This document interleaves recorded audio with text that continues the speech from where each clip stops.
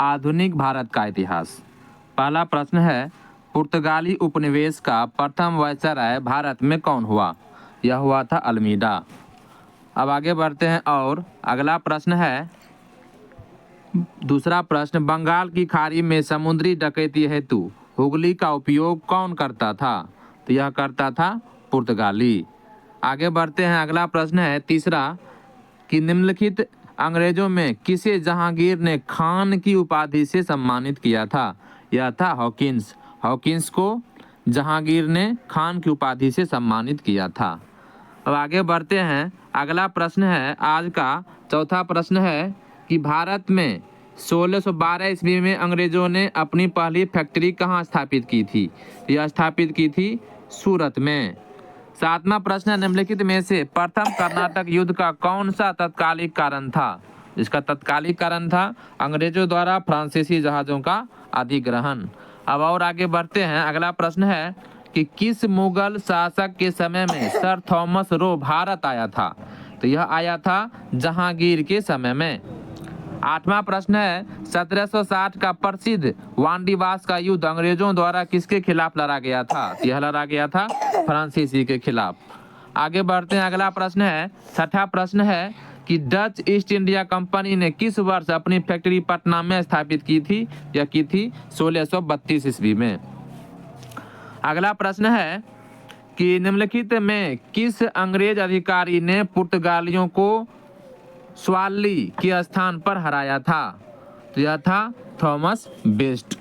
13वां प्रश्न है, सम्राट शाह आलम द्वितीय ने ईस्ट इंडिया कंपनी को बंगाल, बिहार तथा उड़ीसा की दीवानी प्रदान की थी। कब की थी? तो यह की थी 12 अगस्त 1765 ईस्वी में। आगे बढ़ते हैं और अगला प्रश्न है, उस क्षेत्र की पहचान करें जहां यूरोप वासियों को सर्वोत्तम सोरा और अफीम प्राप्त होता था। तो बिहार से यूरोप वासियों को सर्वोत्तम सोरा और अफीम बिहार से प्राप्त होता था।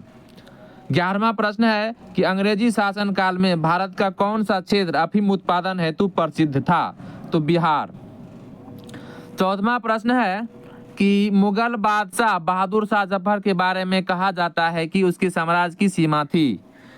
तो कहाँ तक सीमा थी? तो इसमें से पांचों ऑप्शन गलत है। इसका सही उत्तर हो जाएगा कि बहादुर शाह जफर के बारे में नहीं, बल्कि मुगल शासक शाह आलम द्वितीय के बारे में फारसी भाषा में यह कहावत प्रसिद्ध थी कि सल्तनत ए शाह आलम अज दिल्ली ता पालम, अर्थात शाह आलम के काल में मुगल साम्राज्य सिकुड़ते सिमटते दिल्ली के लाल किले से पालम गांव तक रह गया था।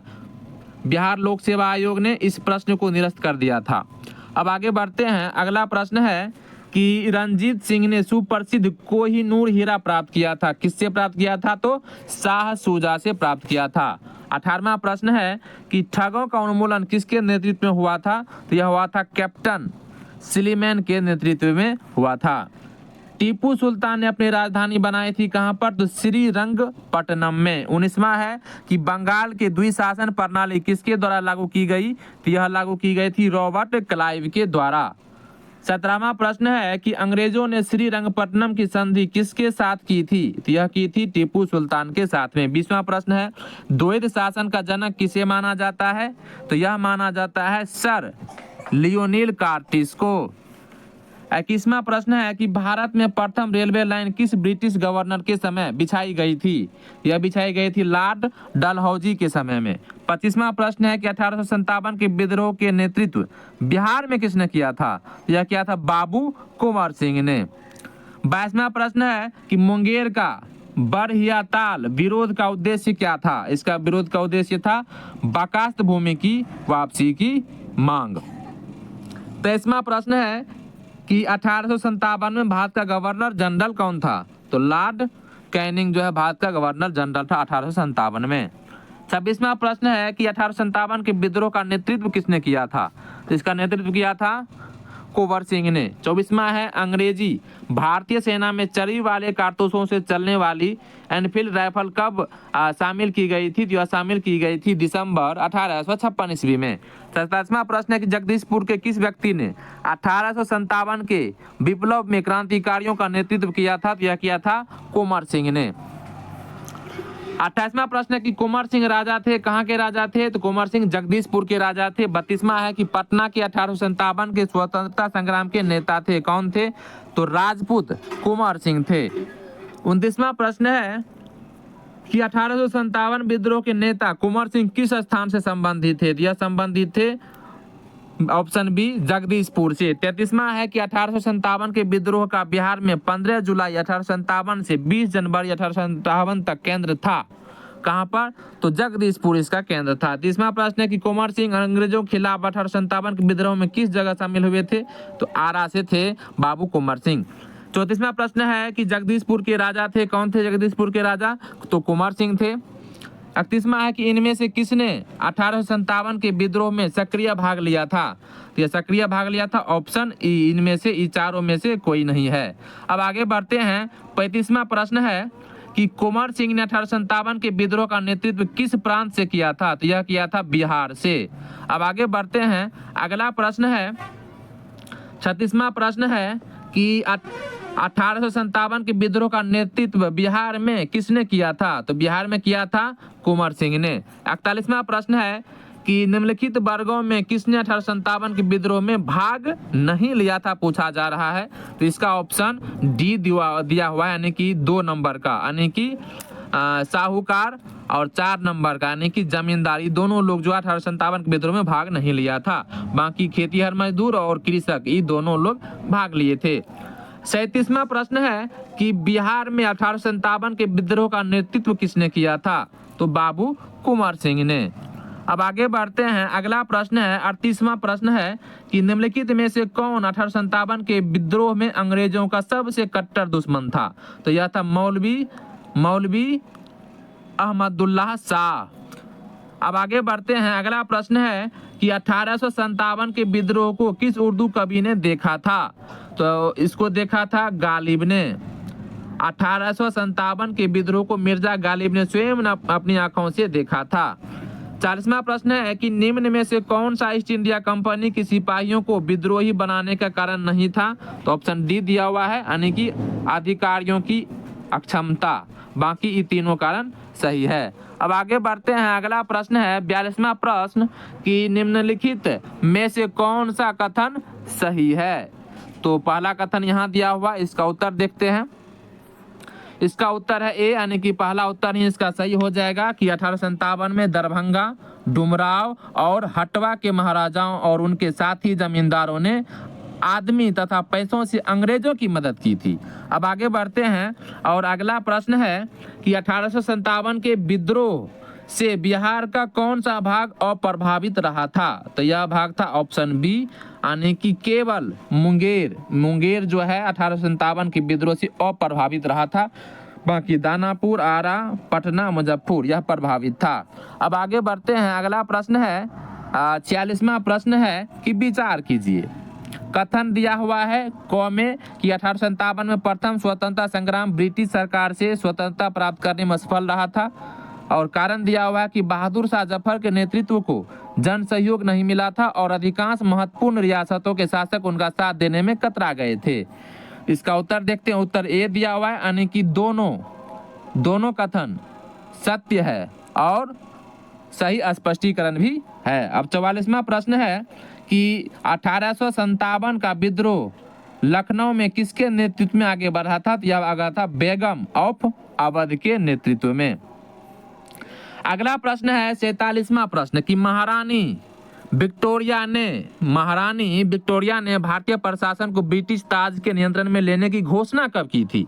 यह घोषणा की थी 1 नवंबर 1858 ईस्वी को। आगे बढ़ते हैं। अब अगला प्रश्न है कि 1857 के विद्रोह के बाद ब्रिटिश सरकार ने सिपाहियों का इन प्रांत से चयन किया था। कहां से किया था? तो गोरखा से, सिख से और पंजाबी उत्तर प्रांत से किया था। 51वां प्रश्न है कि निम्नलिखित में से कौन सा आयोग 1857 के विद्रोह दमन के बाद भारतीय फौज के नव संगठन से संबंधित है? तो यह है पील आयोग। अगला प्रश्न है कि नील विद्रोह किसके बारे में था? तो नील विद्रोह था ऑप्शन सी, यानी कि रैयत नील की खेती नहीं करना चाह रहे थे, पर उनसे एक अमान्य मूल्य पर जबरदस्ती कार्रवाई की जा रही थी। अब आगे बढ़ते हैं। अगला प्रश्न 49वां कि निम्नलिखित में से 1857 के विद्रोह को एक षड्यंत्र की संज्ञा दी थी, किसने? तो सर जेम्स आउट्रम एवं डब्ल्यू टेलर ने। अब अगला प्रश्न है 53वां प्रश्न है कि नील कृषकों की दुर्दशा पर लिखी गई पुस्तक नील दर्पण के लेखक कौन थे? तो इसका लेखक थे दीनबंधु मित्र। अगला प्रश्न है 57वां प्रश्न है कि फरेजी आंदोलन की शुरुआत किसने की थी? तो इसकी शुरुआत की थी हाजी शरियतुल्लाह ने। ऑप्शन ए हो जाएगा इसका राइट उत्तर। 54वां प्रश्न है कि वह प्रथा जिसके तहत किसान स्वयं भूमि का मालिक होता है और सरकार को भू राजस्व के भुगतान के लिए जिम्मेदार माना जाता है, इसका उत्तर हो जाएगा ऑप्शन बी रैयतवाड़ी प्रथा में। 58वां प्रश्न है कि कूका आंदोलन को किसने संगठित किया था? यह संगठित किया था गुरु राम सिंह ने कूका आंदोलन को संगठित किया था। अगला प्रश्न है कि पागल पंथ की स्थापना किसने की थी? तो यह की थी करम शाह ने।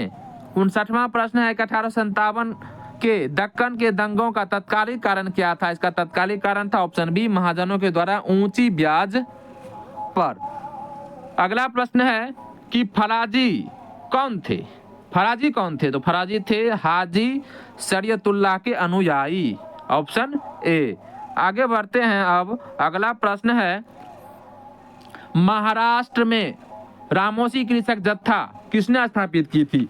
यह स्थापित की थी वासुदेव बलवंत फड़के ने। 64वां है कि छोटा नागपुर जनजाति विद्रोह कब हुआ था?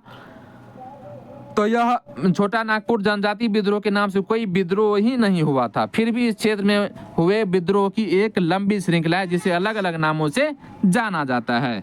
61वां प्रश्न है कि रामोसी विद्रोह सही रूप में किस भौगोलिक इलाके में हुआ था? तो पश्चिमी घाट में हुआ था। 65वां प्रश्न है 1855 ईस्वी में संथालों ने किस अंग्रेज कमांडर को हराया था? तो मेजर बारो को हराया था। आगे बढ़ते हैं। अब अगला प्रश्न है वघेरा विद्रोह कहाँ हुआ था? तो यह हुआ था बड़ौदा में। 66वां है कि ईसा 1855 में संथाल विद्रोह का नेतृत्व किया था, किसने किया था नेतृत्व इसका? तो इसका नेतृत्व किया था ऑप्शन ए सिद्धू और कानू, दोनों भाई थे। 67वां प्रश्न है कि मुंडाओं ने विद्रोह खड़ा किया था, कहां पर विद्रोह खड़ा किया था, कब? तो 1895 ईस्वी में। 63वां है कि मानव बलि प्रथा का निषेध करने के कारण अंग्रेजों के विरुद्ध विद्रोह करने वाली जनजाति का नाम क्या था? तो यह जनता का नाम था नाइकदा। अगला प्रश्न है 71वां बिरसा मुंडा किसके पक्ष में थे? तो बिरसा मुंडा झारखंड के पक्ष में थे। 68वां है कि उलगुलान विद्रोह किससे जुड़ा था? तो यह जुड़ा था बिरसा मुंडा से। आगे बढ़ते हैं। अब अगला प्रश्न है कि बिरसा मुंडा का कार्य क्षेत्र कौन सा था? बिरसा मुंडा का कार्य क्षेत्र कौन सा था? तो यह था रांची। बिरसा मुंडा का कार्य क्षेत्र रांची था। 73वां है हौज विद्रोह हुआ था कहाँ, कब? 1820 से 21 के दौरान हुआ था। 74वां है किस स्थान पर आदिवासियों ने अंग्रेजों के खिलाफ विद्रोह किया था? तो इसका ऑप्शन दी हुआ है, चारों में से कोई नहीं है। आगे बढ़ते। अब अगला प्रश्न है कि 75वां इनमें से किसने अंग्रेजी ईस्ट इंडिया कंपनी के कंट्रोल के खिलाफ बगावत नहीं की थी? तो हैदराबाद के निजाम यह जो है बगावत नहीं की थी। अब आगे बढ़ते हैं। अगला प्रश्न है 79वां कि अस्थायी बंदोबस्त किसके साथ किया गया था? तो जमींदारों के साथ किया गया था। Option A. अब 76वां प्रश्न है कि बंकिम चंद्र चटर्जी के आनंद मठ में किस विद्रोह का उल्लेख है? तो सन्यासी विद्रोह का उल्लेख है। 77वां है कि अफगानिस्तान के प्रति आक्रामक नीति किस वायसराय ने अपनाई थी? तो लॉर्ड लिटन ने अपनाई थी। अब आगे बढ़ते हैं। अगला प्रश्न है 80वां प्रश्न है कि बिहार में परमानेंट सेटलमेंट लागू करने का कारण था, क्या कारण था? तो ऑप्शन सी भू राजस्व का राजस्व निर्णय करना। 78वां प्रश्न है कि 1878 का वर्नाक्युलर प्रेस एक्ट किसने रद्द कर दिया था? तो लॉर्ड रिपन ने इसको रद्द कर दिया था। अगला प्रश्न है कि रैयतवाड़ी व्यवस्था सर्वप्रथम कहाँ लागू की गई थी? तो मद्रास में सर्वप्रथम रैयतवाड़ी व्यवस्था लागू की गई थी। आगे बढ़ते हैं। अगला प्रश्न है रिक्त स्थानों की पूर्ति कीजिए। डैश में बंगाल और बिहार में भूमि पर किराएदारों के अधिकारों को बंगाल किराएदारी अधिनियम द्वारा दिया गया था। तो उत्तर हो जाएगा ऑप्शन ए 1885 में। 85वां प्रश्न है निम्न अखबारों में से कौन सा मुख्यतया उदारवादियों की नीतियों का प्रचारक था? तो लीडर। 86वां प्रश्न है कि 19वीं शताब्दी के धर्म एवं समाज सुधार आंदोलनों ने जनसंख्या के किस वर्ग को मुख्यतः आकर्षित किया था? तो यह आकर्षित किया था ऑप्शन सी यानी कि बुद्धिजीवी, 2 में नगरीय उच्च जातियां और 3 में है निर्धन सर्वसाधारण वर्ग। 83 नंबर का प्रश्न है कि सत्यार्थ प्रकाश की रचना की गई थी? ऑप्शन डी स्वामी दयानंद सरस्वती द्वारा सत्यार्थ प्रकाश की रचना की गई थी। 87वां प्रश्न है कि भारतीय पुनर्जागरण आंदोलन के पिता कौन थे? तो राजा राम मोहन राय। 88वां प्रश्न है कि निम्नलिखित में कौन आत्मीय सभा के संस्थापक थे? तो राजा राम मोहन राय। 92वां प्रश्न है कि प्रार्थना समाज के संस्थापक कौन थे? आत्माराम पांडुरंग। उसके बाद आगे बढ़ते हैं, अगला प्रश्न है कि 89वां प्रश्न है कि ब्रह्म समाज की स्थापना हुई थी, वर्ष कब हुई थी स्थापना? तो इसमें से कोई ऑप्शन सही नहीं हुआ। राजा राम मोहन राय ने 20 अगस्त 1828 को ब्रह्म नाम से एक नए समाज की स्थापना की थी। 93वां प्रश्न है कि 19वीं शताब्दी के उत्तरार्ध में नव हिंदूवाद के सर्वश्रेष्ठ प्रतिनिधि थे, कौन थे? तो स्वामी विवेकानंद थे। आगे बढ़ते हैं, अब अगला प्रश्न है कि राजा राम मोहन राय द्वारा ब्रह्म समाज की स्थापना की गई थी, कब? तो 1828 ईस्वी में। 91वां प्रश्न है कि सती को गैर कानूनी किसने घोषित किया था? तो यह किया था विलियम बेंटिक ने। अगला प्रश्न है कि इनमें से किसने 1893 में शिकागो में आयोजित धर्म संसद में भाग लिया था? तो यह भाग लिया था स्वामी विवेकानंद ने भाग लिया था। 57वां प्रश्न है कि किसने 1877 में सत्य शोधक समाज की स्थापना की थी? तो ज्योतिबा फूले ने। 95 में है स्वामी विवेकानंद ने रामकृष्ण मिशन की स्थापना किस वर्ष की थी? यह की थी 1897 में। अगला प्रश्न है कि सत्य शोधक समाज की स्थापना किसने की थी? तो यह की थी ज्योतिबा फूले ने। 96 नंबर में है दयानंद सरस्वती द्वारा स्थापित है आर्य समाज। अगला प्रश्न है 99 में कि थियोसोफिकल सोसाइटी की स्थापना किसने की थी? तो यह की थी मैडम HP ब्लोवेटस्की ने। अब आगे बढ़ते हैं और अगला प्रश्न है 100वां प्रश्न है कि भारतीय राष्ट्रीय कांग्रेस की प्रथम महिला अध्यक्ष कौन थी? तो यह थी ऑप्शन बी यानी कि श्रीमती एनी बेसेंट। अगला प्रश्न है कि भारतीय राष्ट्रीय कांग्रेस की प्रथम महिला अध्यक्ष कौन थी? यह थी एनी बेसेंट। 104 में है कि 104 में है एकवा प्रश्न है कि भारतीय राष्ट्रीय कांग्रेस की प्रथम महिला अध्यक्ष कौन थी? तो इसका उत्तर हो जाएगा एनी बेसेंट। 102वां है कि भारत में नारी आंदोलन इनकी प्रेरणा से प्रारंभ हुआ था, तो वह था ज्योतिबा फूले। 104वां प्रश्न है कि नाई धोबी बंद सामाजिक बायकाट एक स्वरूप था जो 2019 में ऑप्शन ए उत्तर होगा किसानों द्वारा प्रतापगढ़ जिले में चलाया गया था। अब आगे बढ़ते हैं, अगला प्रश्न 105 नंबर का प्रश्न है कि पंजाब भूमि हस्तांतरण अधिनियम कब पारित किया गया था? ऑप्शन सी 1900 में। 103वां प्रश्न है कि प्रार्थना समाज, यंग इंडिया, लोकहितवादी सत्य शोधक समाज और अनुयायी मजदेवसन सभा के लिए निम्न विकल्पों में से सही संयोजन पहचानिए। तो इसका राइट उत्तर हो जाएगा ऑप्शन बी। इसका जो है राइट उत्तर हो जाएगा ऑप्शन बी यानी कि आत्माराम पांडुरंग, मोहनदास करमचंद गांधी, गोपाल हरि देशमुख, ज्योतिबा फूले, नौरोजी फुरदोंजी। अब आगे बढ़ते हैं, अगला प्रश्न है 106 नंबर का कि अवध के एका आंदोलन का उद्देश्य क्या था? अवध के एका आंदोलन का उद्देश्य क्या था? इसका उत्तर हो जाएगा ऑप्शन डी में कि लगान का नकद में परिवर्तन। अब आगे बढ़ते हैं और अगला प्रश्न है 110 नंबर का प्रश्न है कि सुरक्षा प्रकोष्ठ की नीति संबंधित किससे है? तो यह संबंधित है वारेन हेस्टिंग्स से।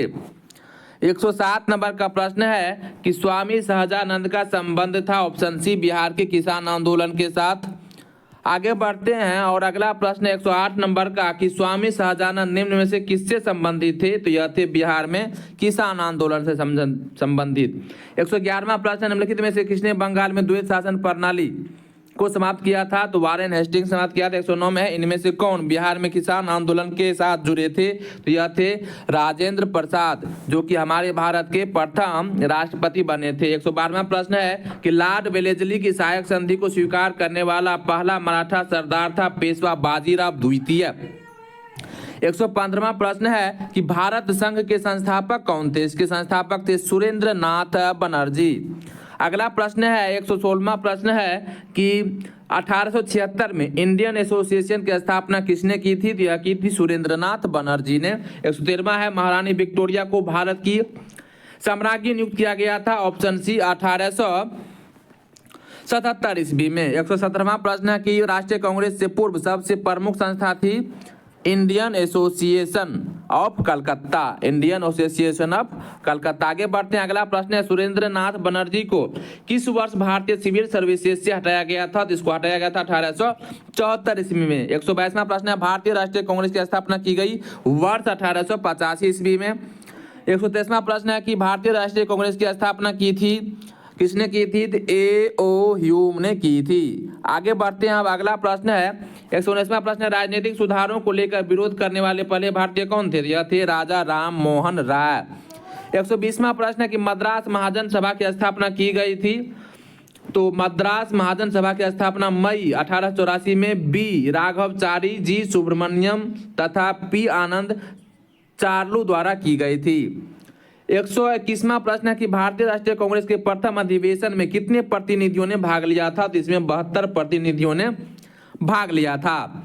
124वां प्रश्न है कि भारतीय राष्ट्रीय कांग्रेस के संस्थापक कौन थे? तो इसके संस्थापक थे ए.ओ. ह्यूम। 125वां प्रश्न है कि भारतीय राष्ट्रीय कांग्रेस के संस्थापक थे एक असैनिक सेवक।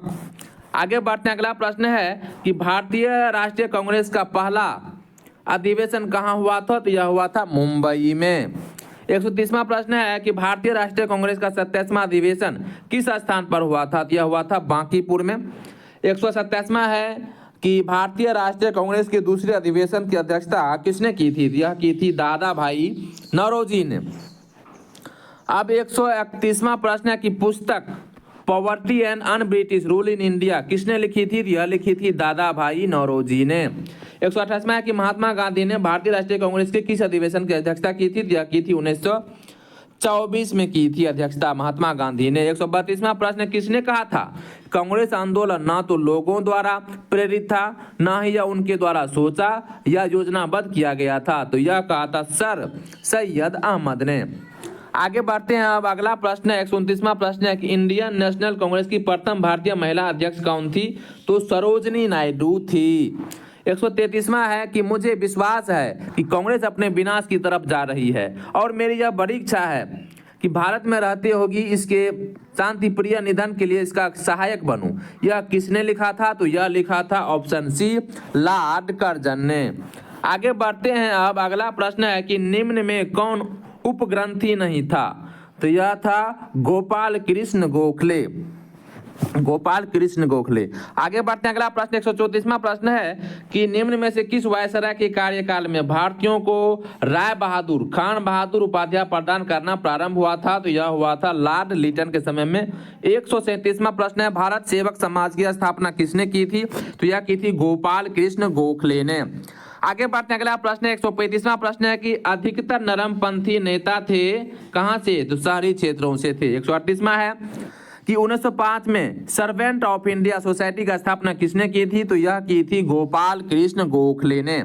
129वां प्रश्न है कि रजनी पाम दत्त ने कहा कि वे साम्राज्यवाद से लड़ते भी थे और सहयोग भी करते। उन्होंने किस राजनीतिक गठबंधन के बारे में यह कहा था?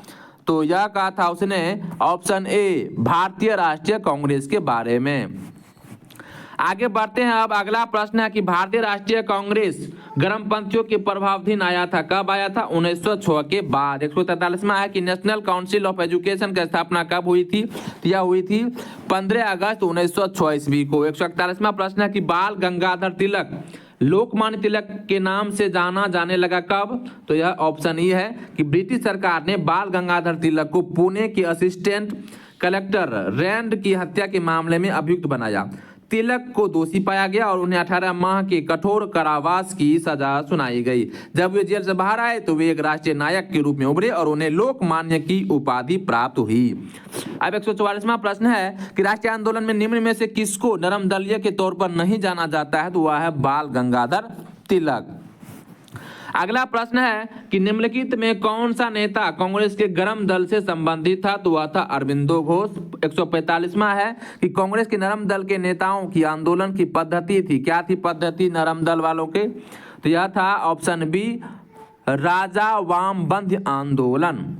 अब 49वां प्रश्न है 149वां कि निम्न में से कौन सा एक राष्ट्रवादी समाचार पत्र नहीं था, तो यह था द टाइम्स ऑफ इंडिया। 146वां प्रश्न है कि शेर ए पंजाब के नाम से इनमें से कौन मशहूर थे, तो वह थे लाला लाजपत राय, शेर ए पंजाब। 150वां प्रश्न है कि क्रांतिकारी गतिविधियों के साथ कौन सी पत्रिका जुड़ी हुई नहीं थी, तो यह थी यंग इंडिया। 147वां प्रश्न है कि अभिनव भारत से कौन संबंधित है, तो यह है वी.डी. सावरकर।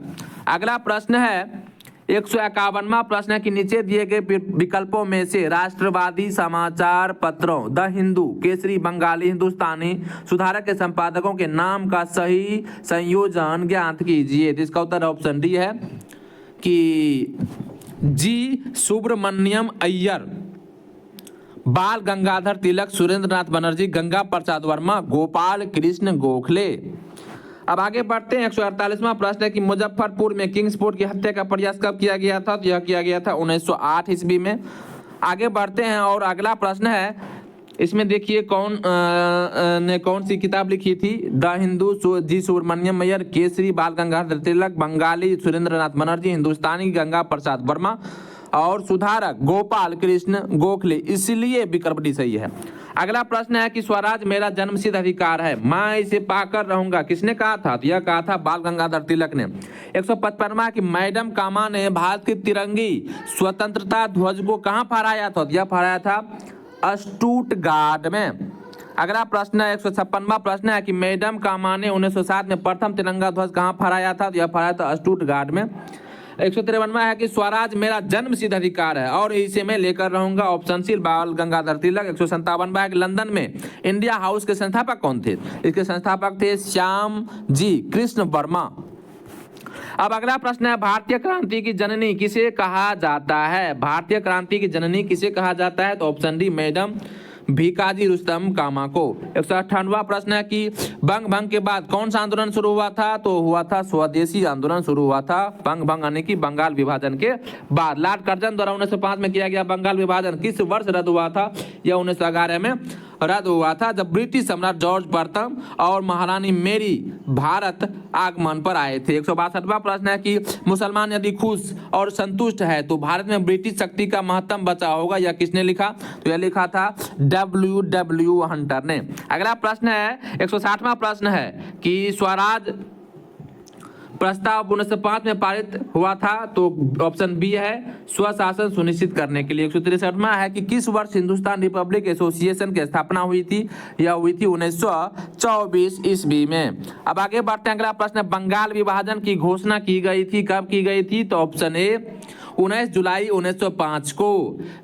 161वां प्रश्न है कि 20वीं सदी के प्रारंभिक वर्षों में कांग्रेस में विभाजन की प्रक्रिया शुरू हुई थी, तो हुई थी ऑप्शन डी उपर्युक्त सभी। कांग्रेस आंदोलन की रणनीतियों पर, कांग्रेस आंदोलन के उद्देश्यों पर, कांग्रेस आंदोलन में लोगों की भागीदारी पर।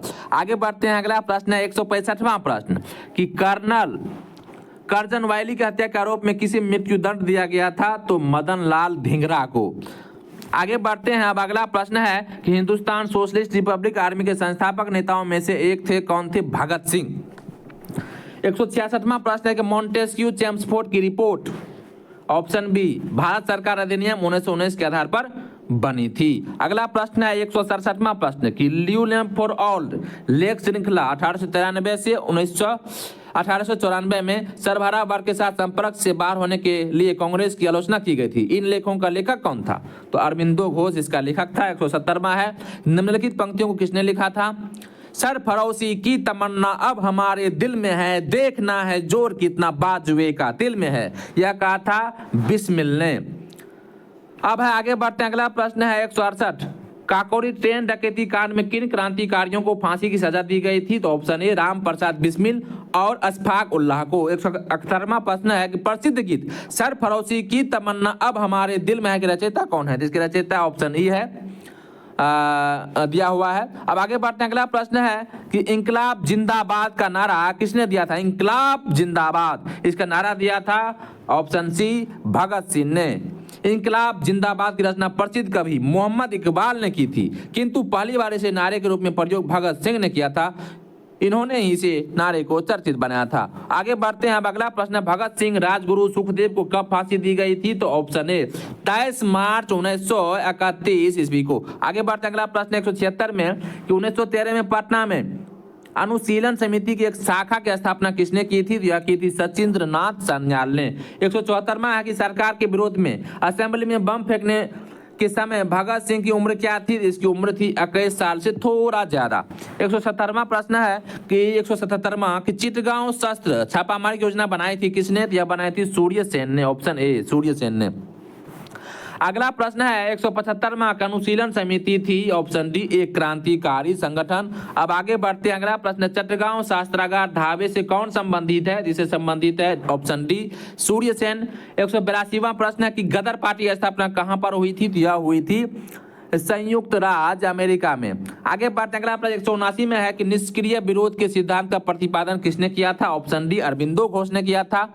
अब आगे बढ़ते हैं और 183वां प्रश्न है किसने कहा स्वराज मेरा जन्मसिद्ध अधिकार है और इसे मैं लेकर रहूंगा? ऑप्शन डी यानी कि बाल गंगाधर तिलक ने ऐसा कहा था कि स्वराज मेरा जन्मसिद्ध अधिकार है, इसे मैं लेकर रहूंगा। 180 में है गदर पार्टी की स्थापना कब हुई थी? तो यह हुई थी 1913 में। 184वां है वही कि स्वराज मेरा जन्मसिद्ध अधिकार है और मैं इसे लेकर रहूंगा। यह वक्तव्य किसने संबंधित है? यह संबंधित है बाल गंगाधर तिलक से। 181वां प्रश्न है कि गदर क्रांति छिड़ने का सबसे महत्वपूर्ण कारण क्या था? तो ऑप्शन सी प्रथम महायुद्ध का शुरू होना। 185वां है कि स्वराज आम जनता के लिए होना चाहिए, केवल वर्गों के लिए नहीं, कि प्रतिशत शूद्र की घोषणा की थी किसने? तो सी राजगोपालाचारी ने। 186वां प्रश्न है कि इंडिया फॉर इंडियंस किताब किसने लिखी थी? यह लिखी थी CR दास ने। आगे बढ़ते हैं और अगला प्रश्न 187वां प्रश्न है कि अनहैप्पी इंडिया पुस्तक के लेखक कौन है? तो इसके लेखक है लाला लाजपत राय। 190 में है 1906 में मिंटो से शिमला में मिले मुसलमानों के शिष्टमंडल ने प्रार्थना की थी। ऑप्शन ए मुसलमानों के लिए पृथक निर्वाचन वर्ग। अगला प्रश्न कि निम्नलिखित में से किस नेता ने 1906 में कलकत्ता कांग्रेस अधिवेशन की अध्यक्षता की थी? ऑप्शन डी दादा भाई नौरोजी ने। अब आगे बढ़ते हैं और अगला प्रश्न है कि निम्न में से किस अधिनियम ने भारत में पृथक निर्वाचक मंडल का आरंभ किया था? तो यह किया था ऑप्शन डी भारतीय परिषद अधिनियम 1909। 189वां प्रश्न है कि निम्नलिखित में से किसने ऑल इंडिया मुस्लिम लीग की स्थापना की थी? तो ऑप्शन डी नवाब सलीमुल्लाह खान ने। 192 नंबर का प्रश्न है कि निम्नलिखित में से किसका योगदान होम रूल लीग की स्थापना में नहीं था? तो ऑप्शन डी TM ऑलकाट का। अब आगे बढ़ते हैं और अगला प्रश्न है आपका 193 नंबर का प्रश्न है कि किस अधिवेशन में होम रूल समर्थक अपनी राजनीतिक शक्ति का सफलतापूर्वक प्रदर्शन कर सके? ऑप्शन ए कांग्रेस का 1916 का लखनऊ अधिवेशन। 196 नंबर का प्रश्न है कि बंगाल विभाजन के प्रत्याघात के रूप में कौन सा आंदोलन शुरू हुआ था? तो ऑप्शन सी स्वदेशी आंदोलन शुरू हुआ था। अब आगे बढ़ते हैं और अगला प्रश्न है कि 194 नंबर में कि शिक्षा में सुधार हेतु ब्रिटिश सरकार ने सैडलर विश्वविद्यालय आयोग कब नियुक्त किया था? यह नियुक्त किया था 1917 ईस्वी में। अब आगे बढ़ते हैं और अगला प्रश्न है कि होम रूल आंदोलन भारत के स्वतंत्रता संग्राम के एक नए चरण के आरंभ का द्योतक था, क्योंकि ऑप्शन ए है इसने देश के सामने स्वशासन की एक ठोस योजना रखी थी। अब आगे बढ़ते हैं और अगला प्रश्न है कि निम्न में से महात्मा गांधी भारत में पहला सत्याग्रह कौन सा था? तो यह था चंपारण सत्याग्रह, जो कि अपने बिहार से हुआ था। 201वां प्रश्न है कि किसने यूरोपियन नील बागान मालिकों द्वारा किसानों के शोषण की तरफ गांधी जी का ध्यान आकर्षित किया था? तो यह किया था राजकुमार शुक्ला के द्वारा। अगला प्रश्न है 202वां प्रश्न कि गांधी जी को चंपारण आने का आमंत्रण किसने दिया था? तो राजकुमार शुक्ला ने। 199 नंबर का प्रश्न है कि निम्न में से किस कॉलेज में गांधी जी ने पढ़ाई की थी? श्यामलाल दास कॉलेज भावनगर में। 203 3 में है, चंपारण में इंडिगो के किसानों की दशा की ओर गांधी जी का ध्यान किसने आकर्षित किया था? तो यह क्या था? ऑप्शन डी, राजकुमार शुक्ल ने। अब आगे बढ़ते हैं और अगला प्रश्न है, 200वां प्रश्न है कि निम्न में से कौन सा भारत में गांधी जी का प्रथम सत्याग्रह आंदोलन था जिसमें उन्होंने सविनय अवज्ञा आंदोलन का प्रयोग किया था? यह था चंपारण सत्याग्रह, जो कि अपने बिहार में हुआ था। 201वां प्रश्न है कि किसने यूरोपियन नील बागान मालिकों द्वारा किसानों के शोषण की तरफ गांधी जी का ध्यान आकर्षित किया? तो वह व्यक्ति था राजकुमार शुक्ल। आगे बढ़ते हैं, अगला प्रश्न है 202वां प्रश्न है कि गांधी जी को चंपारण आने का आमंत्रण किसने दिया था? तो वह व्यक्ति था राजकुमार शुक्ल। 203वां प्रश्न है कि चंपारण में इंडिगो के किसानों की दशा की ओर गांधी जी का ध्यान किसने आकर्षित किया? तो वह था राजकुमार शुक्ल। अब आगे बढ़ते हैं और अगला प्रश्न है 204 नंबर का कि गांधी जी द्वारा भारत में पहली बार सत्याग्रह आंदोलन बिहार में कहाँ प्रारंभ किया गया था? यह प्रारंभ किया गया था चंपारण में। अब आगे बढ़ते हैं और अगला प्रश्न है अब 205वां प्रश्न कि बिहार के कौन से स्थान में गांधी जी ने अपना प्रथम सत्याग्रह किया था? प्रथम सत्याग्रह किया था तो वह चंपारण से किया था। आगे बढ़ते हैं और अगला प्रश्न है अब 206 नंबर का प्रश्न है कि चंपारण नील आंदोलन के राष्ट्रीय नेता कौन थे? तो यह थे महात्मा गांधी। 209वां प्रश्न है कि स्वाधीनता आंदोलन के दौरान महात्मा गांधी के करीबी अंग्रेज मित्र कौन थे? तो रेवरंड चार्ली एंड्रयूज। अब आगे बढ़ते हैं और अगला प्रश्न है कि 207वां नंबर का कि प्रसिद्ध नाटक नील दर्पण जिसमें इंडिगो की खेती करने वाले किसानों के दमन का चित्रण किया गया की रचना किसने की थी? तो यह की थी दीनबंधु मित्र ने। आगे बढ़ते हैं और अगला प्रश्न है 210 नंबर का कि अंत्योदय कार्यक्रम का उद्देश्य है, क्या है उद्देश्य? तो गरीबों में सबसे गरीब की सहायता।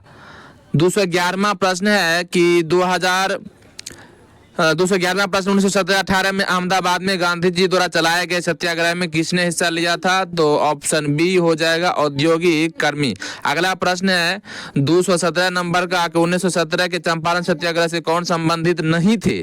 तो यह राम मनोहर लोहिया संबंधित नहीं थे, बाकी जेबी कृपलानी, राजकुमार शुक्ल और राजेंद्र प्रसाद संबंधित थे। 212वां प्रश्न निम्न उद्योगपतियों में से कौन से व्यक्ति लंबे समय तक AICC के खजांची रहे तथा सन 1930 में जेल भी गए थे? तो यह थे जमनालाल बजाज, ऑप्शन बी। 218वां प्रश्न अखिल भारतीय किसान सभा के प्रथम सत्र की अध्यक्षता किसने की? तो यह की थी स्वामी सहजानंद ने। 213वां प्रश्न है कि महात्मा गांधी ने सर्वप्रथम किस आंदोलन में भाग लिया था? तो चंपारण आंदोलन में। 214वां है कि गांधी जी का चंपारण सत्याग्रह किससे जुड़ा था? तो यह जुड़ा था तीन कठिया प्रणाली से।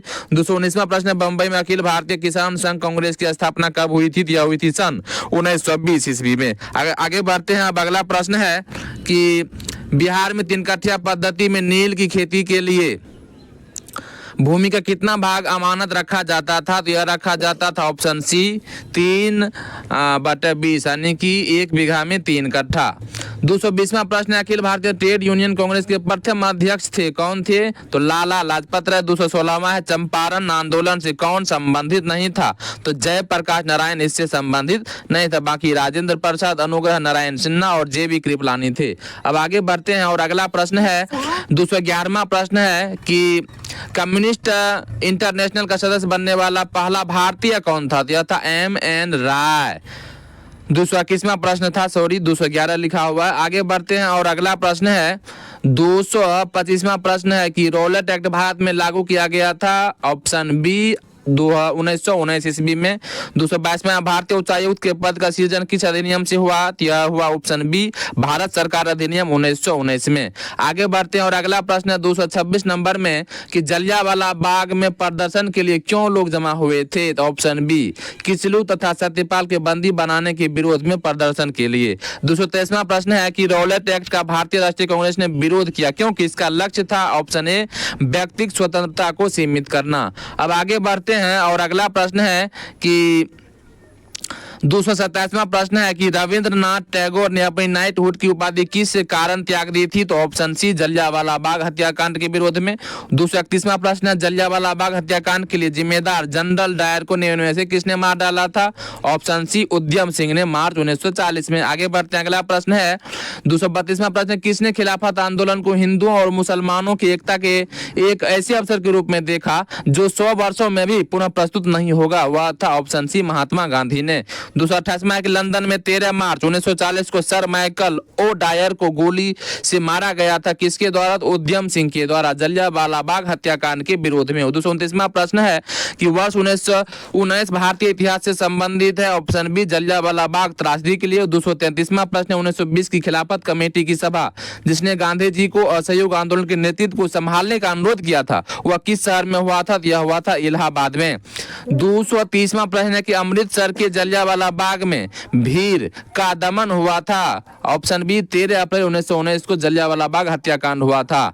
234वां प्रश्न है कि गांधी जी के असहयोग आंदोलन में लोगों को शराब से परहेज करने का आग्रह किया गया, फलस्वरूप सरकार के राजस्व में भारी कमी आई। एक प्रदेश की सरकार ने लोगों को फिर से शराब पीने को प्रेरित करने के लिए प्रमुख व्यक्तियों की एक सूची प्रसारित की जो शराब पीते थे। उस प्रदेश का नाम बताइए। उस प्रदेश का नाम है बिहार।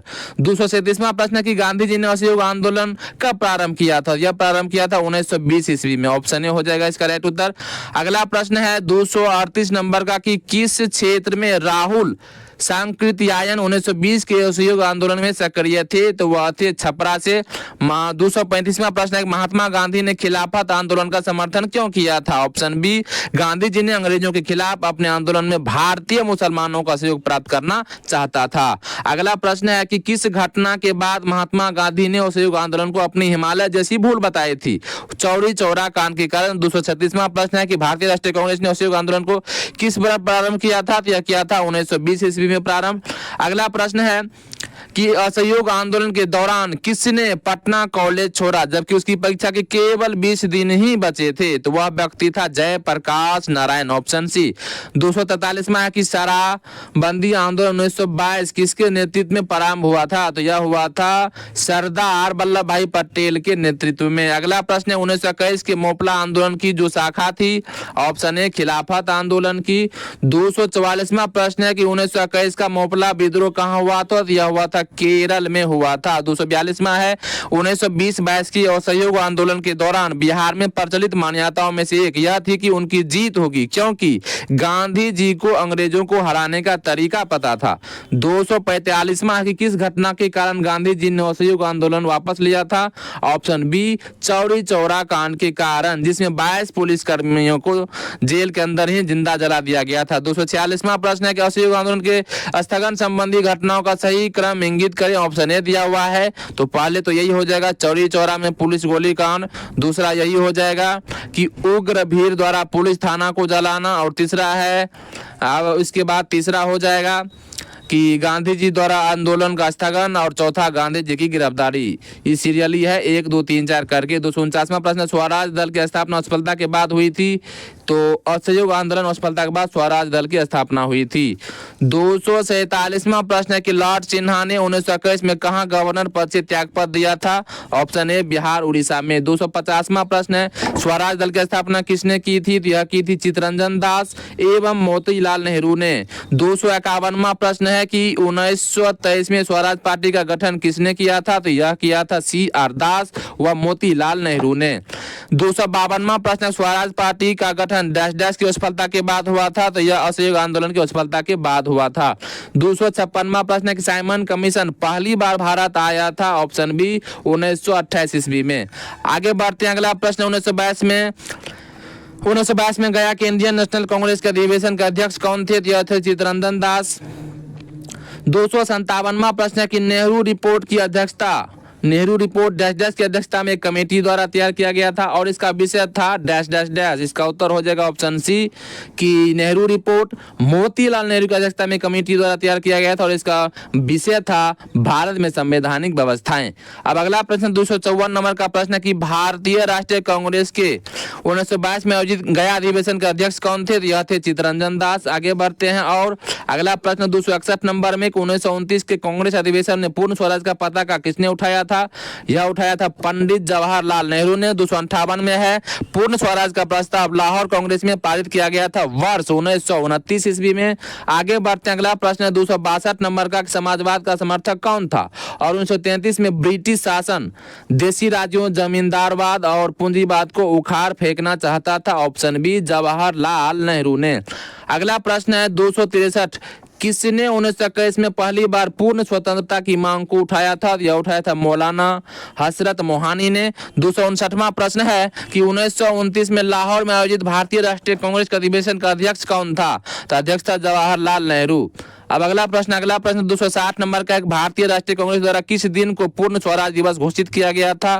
तो 26 जनवरी 1930 ईस्वी को। 264वां प्रश्न है दांडी यात्रा की गई थी 1930 ईस्वी में। अब आगे बढ़ते हैं अगला प्रश्न है कि 1930 में महात्मा गांधी ने सविनय अवज्ञा आंदोलन कहां से प्रारंभ किया था? तो ऑप्शन डी साबरमती से। 266वां प्रश्न है कि नमक सत्याग्रह के दौरान बिहार में लोगों के नमक बनाने के साथ साथ किस कर के विरोध के द्वारा सरकार का विरोध किया गया था? तो ऑप्शन ए चौकीदारी कर के विरोध। 269वां प्रश्न है बेगूसराय के चौकीदार के विरुद्ध आंदोलन एक हिस्सा था। ऑप्शन बी सविनय अवज्ञा आंदोलन का। अगला प्रश्न 270वां प्रश्न है कि सविनय अवज्ञा आंदोलन की असफलता के बाद गांधी जी ने महत्व दिया था किसको? रचनात्मक कार्यक्रम को। 267वां प्रश्न है दांडी यात्रा कितने दिन तक चली थी? तो 24 दिन तक चली थी। तो उसके बाद आगे बढ़ते हैं और अगला प्रश्न है कि निम्नलिखित में से किस भारतीय नेता ने लंदन प्रथम गोलमेज कॉन्फ्रेंस में भाग लिया था? तो ऑप्शन ए मौलाना मोहम्मद अली ने। 274वां प्रश्न निम्न में से कौन सा गोलमेज सम्मेलन 1932 में हुआ था? तो ऑप्शन सी तीसरा हो जाएगा। आगे बढ़ते हैं अगला प्रश्न 3 गोलमेज सम्मेलनों में किसने भाग लिया था? तो बी आर अम्बेडकर तीनों में भाग लिया था। 275वां प्रश्न है भारतीय राष्ट्रीय कांग्रेस ने किस गोलमेज सम्मेलन में भाग नहीं लिया था? तो ऑप्शन ई हो जाएगा यानी कि तीनों में लिया था। अब आगे बढ़ते हैं अगला प्रश्न है कि तीनों में लिया 2 में लिया था। अब आगे बढ़ते हैं अगला प्रश्न है कि 273 में गांधी इरविन समझौता हुआ था कब? तो 1931 ईस्वी में। 276 में द्वितीय गोलमेज सम्मेलन किस प्रश्न पर असफल रहा था? तो सांप्रदायिक प्रतिनिधित्व, यह इस विषय पर असफल रहा था। आगे बढ़ते हैं अगला प्रश्न है 277 नंबर का कि महात्मा गांधी दिसंबर 1931 में खाली हाथ कहां से भारत लौटे थे? तो लंदन से। 281वां प्रश्न है कि सांप्रदायिक आवाज एवं पूना पैक्ट में क्रमशः दलित वर्ग के लिए कितनी सीटें दी गई थी? तो ऑप्शन बी 71 व 147 सीट दी गई थी। आगे बढ़ते हैं अगला प्रश्न है कि पूना समझौता का उद्देश्य क्या था? तो उद्देश्य था दलित वर्ग को प्रतिनिधित्व देना। 278वां प्रश्न गांधी इरविन समझौते के हस्ताक्षरित होने में किसने महत्वपूर्ण भूमिका निभाई थी? यह निभाई थी तेज बहादुर सप्रू। 283वां प्रश्न है कि बहिष्कृत भारत जनरल किसने शुरू किया था? तो यह शुरू किया था ऑप्शन डी बाबा साहेब अम्बेडकर। 279वां प्रश्न है कि 5 मार्च 1931 को निम्न में से कौन समझौता हुआ था? तो गांधी इरविन समझौता हुआ था। 280वां प्रश्न है कि अगस्त 1932 के रैमजे मैकडोनाल्ड के सांप्रदायिक पंचायत के द्वारा पहली बार एक पृथक निर्वाचक समूह बनाया गया था। ऑप्शन डी अछूतों के लिए। 284 नंबर का प्रश्न है कि अपने किस कार्यकारिणी कमेटी में कांग्रेस ने भू स्वामित्व को समाप्त करने की नीति अपनाई थी? ऑप्शन ए कार्यकारिणी कमेटी 1937।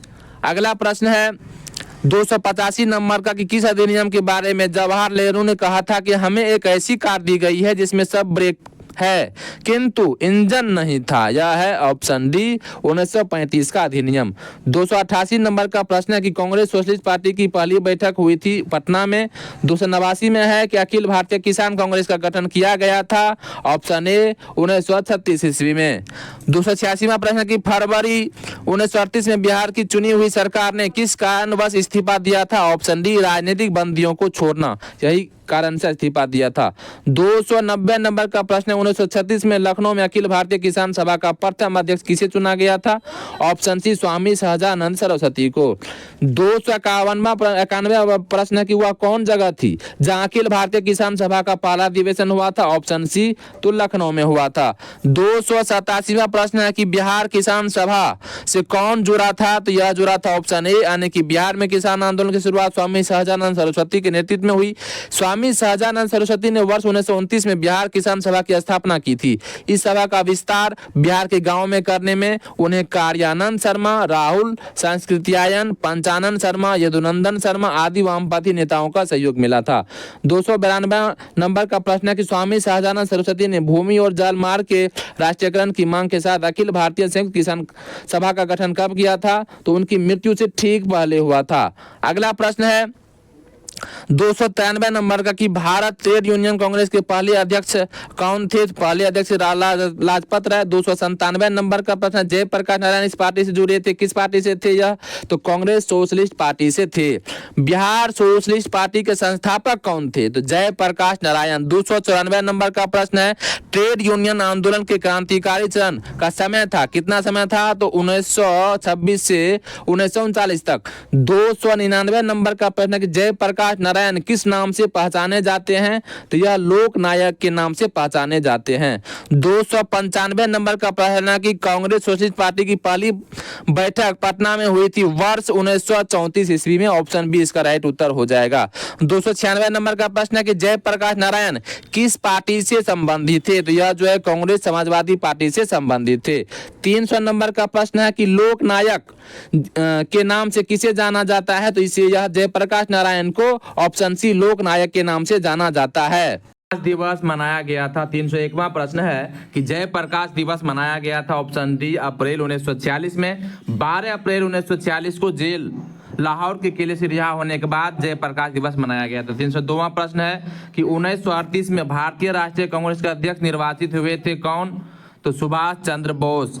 305वां प्रश्न 1927 की बटलर कमेटी का उद्देश्य क्या था? तो डी भारत सरकार तथा देशी राज्यों के मध्य संबंधों को सुधारना। अगला प्रश्न है, अब आगे बढ़ते हैं। 303 नंबर का प्रश्न है कि भारतीय सरकारों का गठन निम्नलिखित में से किस अधिनियम के तहत किया गया था? ऑप्शन ए 1935 का अधिनियम।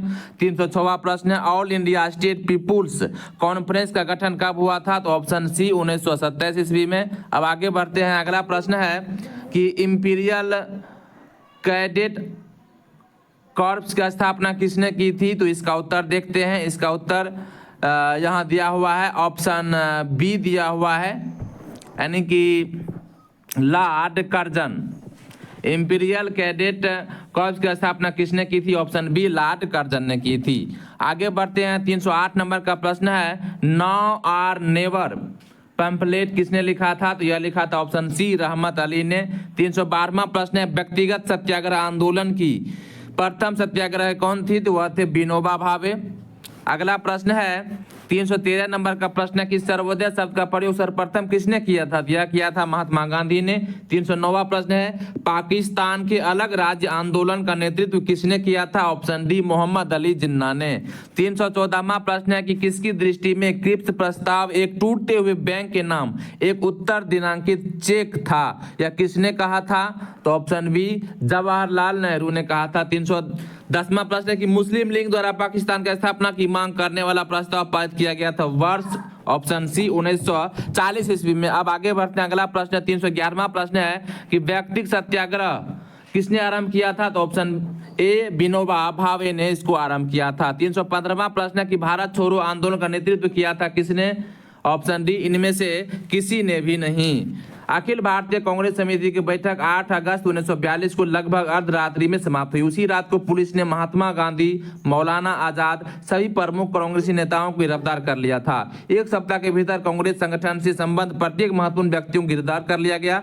अतः आंदोलन नेतृत्वहीन हो गया। भारत छोड़ो आंदोलन राष्ट्रीय स्वतंत्रता संघर्ष का प्रथम आंदोलन था जो नेतृत्वहीनता की स्थिति में भी अपने उद्देश्यों को पूरा कर सका था। 318वां प्रश्न कि जुलाई 1942 को वर्धा में महात्मा गांधी ने कांग्रेस की कार्यकारी समिति में अपने भारत छोड़ो आंदोलन की चर्चा की। तब उस समिति का अध्यक्ष कौन थे? Option B Maulana Abul Kalam Azad. 316वां प्रश्न है कि भारत छोड़ो आंदोलन कब प्रारंभ हुआ था? यह प्रारंभ हुआ था 9 अगस्त 1942 ईस्वी को। 319वां प्रश्न है कि भारत छोड़ो आंदोलन के समय इंग्लैंड के प्रधानमंत्री कौन थे? तो चर्चिल थे। 320वां प्रश्न है कि भारत छोड़ो प्रस्ताव पारित होने के बाद गांधी जी को कैद किया गया था, कहां पर? तो आगा खां पैलेस में, ऑप्शन डी, आगा खां पैलेस में कैद किया गया था। अगला प्रश्न है कि करो या मरो का संबंध किस आंदोलन से था? तो यह था भारत छोड़ो आंदोलन से।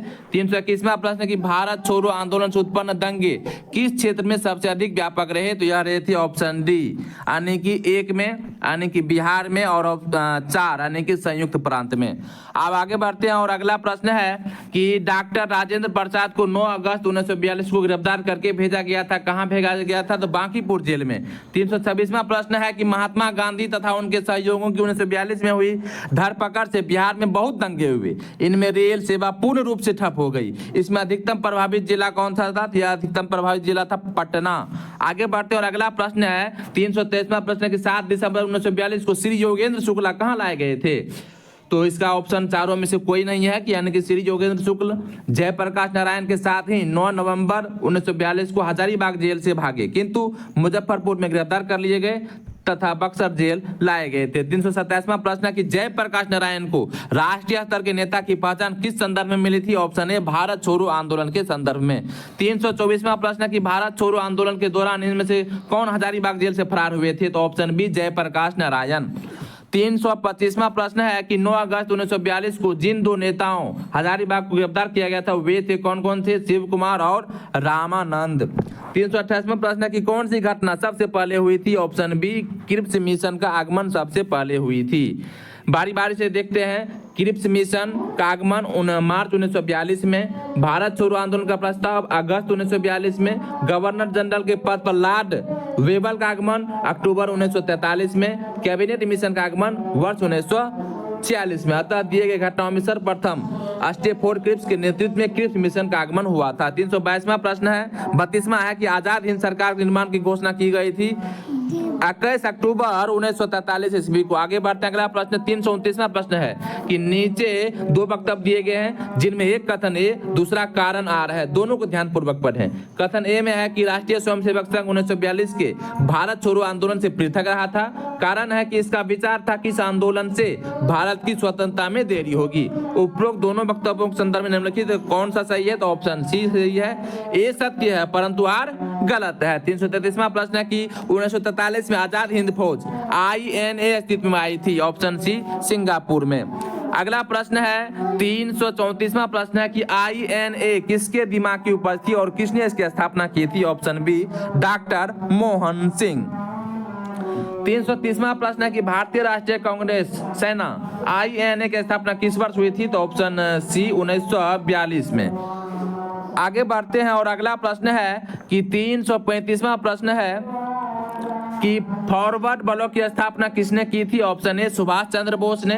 331वां है कि इनमें से 1945-46 में दिल्ली में हुए INA के मुकदमों के पक्ष में पेश हुए वकील थे कौन कौन? तो भूला भाई देसाई। अगला प्रश्न है 340वां प्रश्न है कि सुमेलित कीजिए, ऑप्शन सी इसका राइट उत्तर है, यानी कि ए का हो जाएगा 2, बारदोली गुजरात में यह आंदोलन हुआ था, और बी का हो जाएगा 4 यानी कि चौरी चौरा कांड उत्तर प्रदेश में हुआ था। सी का हो जाएगा 1 यानी कि यरवदा जेल जो है महाराष्ट्र में है, और नोआखली का उत्तर हो जाएगा 2 यानी कि नोआखली पश्चिम बंगाल में है। अब आगे बढ़ते हैं और अगला प्रश्न 336 में फॉरवर्ड ब्लॉक किसके द्वारा स्थापित किया गया था? ऑप्शन बी, सुभाष चंद्र बोस के द्वारा। आगे बढ़ते हैं और अगला प्रश्न है कि सुभाष चंद्र बोस के नाम से पहले सम्मान सूचक नेताजी किस देश में जोड़ा गया था? यह जोड़ा गया था जर्मनी में। आगे बढ़ते हैं और अगला प्रश्न है 338वां प्रश्न है कि सच्चिदानंद सिन्हा किसके साथ जुड़े थे? यह जुड़े थे डी, इनमें से किसी के साथ नहीं, यानी कि सच्चिदानंद सिन्हा उपरोक्त किसी आंदोलन से संबद्ध नहीं थे। इन्हें संविधान सभा के प्रथम अधिवेशन 9 दिसंबर 1946 सर्वसम्मति से अस्थायी अध्यक्ष चुना गया था। 341वां की कैबिनेट मिशन भारत आया था, ई है। कैबिनेट मिशन 24 मार्च 1946 को दिल्ली भारत आया। इसके अध्यक्ष लॉर्ड पैंथिक लॉरेंस भारत सचिव थे तथा अन्य 2 सदस्य स्टेफोर्ड क्रिप्स अध्यक्ष बोर्ड ऑफ ट्रेड तथा AV अलेक्जेंडर नौसेना मंत्री थे। 339 में है 339वां प्रश्न है कि अखिल भारतीय फॉरवर्ड ब्लॉक की स्थापना के लिए सुभाष चंद्र बोस से कौन जुड़े और INA आंदोलन के साथ भी जुड़े रहे? ऑप्शन सी इसका राइट उत्तर हो जाएगा शीलभद्र यादव। 342वां है कैबिनेट मिशन की अध्यक्षता किसके द्वारा की गई थी? तो option D sir P Lawrence के द्वारा की गई थी। 343वां प्रश्न कि इनमें से कौन कैबिनेट मिशन के सदस्य नहीं थे? तो ऑप्शन बी वेवेल। 348 में इलाहाबाद में संपन्न कांग्रेस कार्यकारिणी समिति की बैठक अप्रैल मई 1942 में निम्नलिखित सदस्यों में से एक सदस्य भारत के नाजीवाद, फांसीवाद तथा साम्राज्यवाद विरोधी निश्चित रूप के कारण जापान के विरुद्ध गुरिल्ला युद्ध की अपने योजना के पक्ष में बहुमत जुटाने में सक्षम हुए थे। Option D Jawaharlal Nehru. 344वां प्रश्न वह कौन सा कांग्रेस अध्यक्ष था जिसने क्रिप्स मिशन व लॉर्ड वेवेल दोनों से वार्ताएं की थी? ऑप्शन ए अबुल कलाम आजाद थे। आगे बढ़ते हैं और अगला प्रश्न 349वां प्रश्न है कि नागरिक सेवाओं के लिए प्रतियोगी परीक्षा प्रणाली का सिद्धांत स्वीकार किया गया था? ऑप्शन बी 1853 में। 345वां कि अंग्रेजों द्वारा भारतीयों को 1947 में सत्ता हस्तांतरित किए जाने के समय कांग्रेस अध्यक्ष कौन था? तो यह था JB कृपलानी था। 346वां प्रश्न कि भारत के विभाजन के समय भारतीय राष्ट्रीय कांग्रेस का अध्यक्ष कौन था? तो यह था JB कृपलानी। 350वां निम्नलिखित में से किस अधिनियम के तहत लॉर्ड कॉर्नवालिस को अपनी काउंसिल के फैसलों को रद्द करने का अधिकार मिला था? ऑप्शन बी 1786 का एक्ट। आगे बढ़ते हैं और अगला प्रश्न है कि 347वां कि सन 1947 के भारतीय राष्ट्रीय कांग्रेस के दिल्ली अधिवेशन की अध्यक्षता किसने की थी? ऑप्शन बी राजेंद्र प्रसाद ने। नवंबर 1947 में JB कृपलानी के इस्तीफे के बाद दिल्ली में कांग्रेस का विशेष अधिवेशन आयोजित किया गया था जिसकी अध्यक्षता डॉक्टर राजेंद्र प्रसाद ने की थी। 351वां प्रश्न भारत सरकार अधिनियम 1935 ने समाप्त की थी क्या? तो प्रांतीय द्वैध शासन व्यवस्था। आगे बढ़ते हैं और अगला प्रश्न 352वां प्रश्न है कि स्तंभ 1 में अंकित नामों का स्तंभ 2 में अंकित नामों से सुमेलित करें। इसका उत्तर यहाँ पर देख लेंगे। सबसे पहले दिया हुआ है ऑप्शन सी, इसका उत्तर दिया हुआ है तो ऑप्शन सी इसका उत्तर राइट हो जाएगा, यानी कि आई का हो जाएगा ए, यानी कि ताराचंद ठीक है, सीधा सीधी है। दू का हो जाएगा ई, दू का हो जाएगा ई, यानी कि history of the freedom movement in Bihar के दत्ता। उसके बाद 3 का हो जाएगा एफ, आनंद मठ का हो जाएगा बंकिम चंद्र ने लिखा था। प्रिसेप्ट्स ऑफ सीरस ये जो है लिखा था कौन? 4 नंबर में हो जाएगा इसका उत्तर सी राजा राम मोहन राय। अवर इंडियन मुसलमान यानी कि 5 नंबर का हो जाएगा बी WW हंटर। अब 356वां प्रश्न है कि निम्नलिखित में से किस अखबार का प्रकाशन पटना से होता था?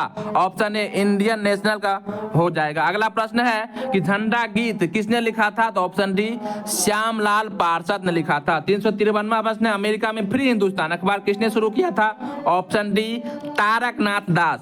358वां प्रश्न है कि 1908 में बाल गंगाधर तिलक को जेल हुई थी। ऑप्शन बी 6 वर्ष की। आगे बढ़ते हैं और अगला प्रश्न है कि प्रथम भारतीय जिन्होंने स्वाधीनता भारत में गवर्नर जनरल का पदभार ग्रहण किए थे? Option B C Rajagopalachari. 354वां प्रश्न कि इंडियन अनरेस्ट का लेखक कौन था? जिसका लेखक था वेलेंटाइन सिरोल। अब आगे बढ़ते हैं और अगला प्रश्न 360वां प्रश्न है कि कौन से प्रसिद्ध भारतीय गुरुदेव के नाम से जाने जाते थे? Option A Rabindranath Tagore. 364वां का अंतरिम सरकार में वित्त मंत्री कौन थे? ऑप्शन ए लियाकत अली खान वित्त मंत्री थे। 361वां कि जय जवान जय किसान का नारा किसने दिया था? तो यह दिया था लाल बहादुर शास्त्री ने। 362वां किसके द्वारा मंदिरों में प्रवेश के अधिकार के मांग की प्रस्तुति के कारण 1899 में तिरुनेलवाली में भयंकर दंगे हुए थे? ऑप्शन सी मारवा। 365वां कि हम बहुत बड़ी भूल करेंगे यदि हम बिहार की जनता और उनके मंत्रिमंडल को लीग के नेताओं के हिंसक व असभ्य आक्रमणों के आगे आरक्षित छोड़ देंगे। वर्ष 1946 में यह बात किसने की थी? यह की थी सरदार पटेल ने। अब आगे बढ़ते हैं और अगला प्रश्न 366वां प्रश्न है कि 1946 में बनी अंतरिम सरकार में राजेंद्र प्रसाद के पास कौन सा विभाग था? तो यह था खाद्य एवं कृषि विभाग था। 363वां है कि भारतीय राजनीति में 1947 के बाद किस महिला ने सर्वाधिक योगदान दिया था? ऑप्शन ए अरुणा आसफ अली ने। 367वां प्रश्न कि अगस्त 1923 में बनारस हिंदू महासभा का अधिवेशन की अध्यक्षता किसने की थी? ऑप्शन डी पंडित मदन मोहन मालवीय ने की थी। अब आगे बढ़ते हैं और अगला प्रश्न है 368वां कि फ्रंटियर गांधी का असली नाम क्या है? तो ऑप्शन सी अब्दुल गफ्फार खान। 373वां प्रश्न है कि राज्य विभाग की स्थापना किसकी अध्यक्षता में की गई थी? तो ऑप्शन डी सरदार पटेल की अध्यक्षता में की गई थी। राजेंद्र प्रसाद कहां के रहने वाले थे? ऑप्शन बी बिहार के रहने वाले थे। 370 में है कि रामचंद्र शर्मा किस गांव से थे? ऑप्शन डी अमहरा गांव से 374वां प्रश्न है कि स्वतंत्रता पूर्व बिहार में निम्नलिखित में से एक वर्चस्वशाली जाति नहीं थी? कुर्मी। 371वां प्रश्न कि जगत नारायण लाल को किस जेल में भेजा गया था? तो यह भेजा गया था बांकीपुर जेल में। 375वां कि देवबंद के उस विद्वान का नाम बताइए जिन्होंने स्वतंत्रता आंदोलन में महत्वपूर्ण भूमिका निभाई थी। ऑप्शन ए अबुल कलाम आजाद ने। 372वां प्रश्न है कि विश्व में शांति और आपसी सहयोग स्थापित करने के लिए नेहरू जी ने कौन सा सिद्धांत प्रस्तुत किया था? तो गुट निरपेक्षता सिद्धांत प्रस्तुत किया था। ऑप्शन ए हो जाएगा। अब आगे बढ़ते हैं और 376वां प्रश्न है कि स्वतंत्र भारत के पहले भारतीय गवर्नर जनरल थे। ऑप्शन ए राजगोपालाचारी थे। 377वां किस साल रेगुलेटिंग एक्ट पारित किया गया था? किस साल किया गया था? यह किया गया था ऑप्शन सी 1773 में। अब आगे बढ़ते हैं और 381वां प्रश्न है कि भारत की कम्युनिस्ट पार्टी राष्ट्रीय स्वयंसेवक संघ की स्थापना क्रमशः सबसे करीबी वर्ष पहचानिए। तो ऑप्शन बी हो जाएगा 1925 और 1925। भारत की कम्युनिस्ट पार्टी और राष्ट्रीय स्वयंसेवक संघ की स्थापना वर्ष 1925 में क्रमशः कानपुर और नागपुर में हुई थी। 378वां है रेगुलेटिंग एक्ट पारित किया गया था। ऑप्शन ए 1773 ईस्वी में। अब आगे बढ़ते हैं और अगला प्रश्न है 382वां प्रश्न है कि Catherine Mayo, Atlas Huxley, Charles Andrews और विलियम डिग्बी के बीच आम रिश्ता क्या था? यह रिश्ता था उन्होंने ब्रिटिश शासन के दौरान भारत के हालात पर टिप्पणियां लिखी थी। 379वां है कि ब्रिटिश शासन काल में संविधान के विकास में कौन सा कानून ऐतिहासिक नहीं था? तो option D protection of civil rights act 1955। अगला प्रश्न है 380वां प्रश्न है कि भारत में मीडिया को नियंत्रित करने के लिए एक्ट कब पारित किए गए थे? मीडिया को नियंत्रित करने के लिए इसका उत्तर देखेंगे। इसका उत्तर ऊपर में होगा, ऑप्शन ए दिया हुआ है, यहीं पर है कि भारत में मीडिया को नियंत्रित करने के लिए एक्ट कब पारित किया गया था? तो ऑप्शन ए 1835 में, 1867 में, 1878 में और 1908 ईस्वी में। अब आगे जो भारतीय राज व्यवस्था है, आज के लिए इतना ही।